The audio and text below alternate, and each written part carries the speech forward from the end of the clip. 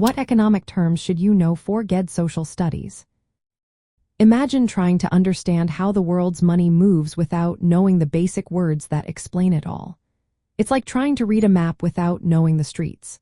So, let's break down some key economic terms you need to know for the GED Social Studies test, especially when thinking about the global economy and how countries trade and grow. First, economics is the study of how people and countries decide to use limited resources to meet unlimited wants. Think of resources as the things used to make goods and services, like land, labor, capital, and entrepreneurship. Scarcity is the main problem here because resources are limited, but everyone wants more. This forces choices on what to produce, how to produce it, and who gets it. Supply and demand are two big ideas that explain how prices are set. Supply is how much of a product is available, and demand is how much people want it. When supply is high and demand is low, prices tend to fall.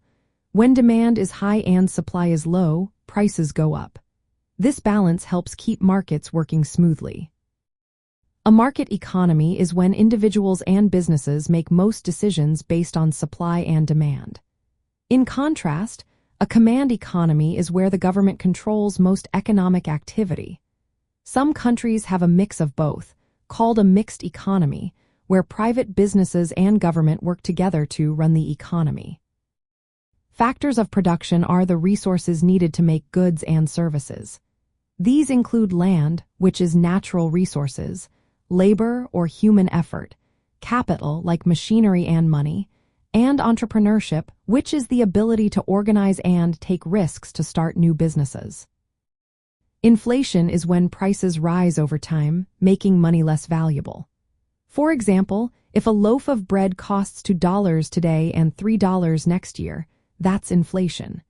Unemployment is when people who want to work cannot find jobs, which can signal a struggling economy. Money is what we use to buy things, and banks help manage money by accepting deposits and giving loans. The Federal Reserve, which is the central bank of the United States, influences the economy by changing interest rates and controlling how much money is in circulation. Trade involves buying and selling goods and services between countries. When countries export, they sell goods abroad. When they import, they buy from other countries. Globalization is the process where economies become more connected, affecting jobs, prices, and culture worldwide. Fiscal policy is how the government uses taxes and spending to influence the economy. If the government spends more or cuts taxes, it can stimulate growth. Monetary policy, managed by the Federal Reserve, adjusts interest rates and the money supply to keep the economy stable. Knowing these words helps you understand how economies work on both local and global levels.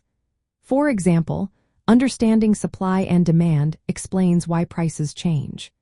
Recognizing inflation and unemployment shows how healthy or weak an economy is. Knowing the difference between market and command economies prepares you for questions about different systems around the world. Getting familiar with these terms will help you answer questions about international trade, economic policies, and how governments influence economic activity. It's like having a toolkit to decode the stories and graphs on the test. The more you understand these words, the better you'll be at making sense of how the global economy impacts everyday life.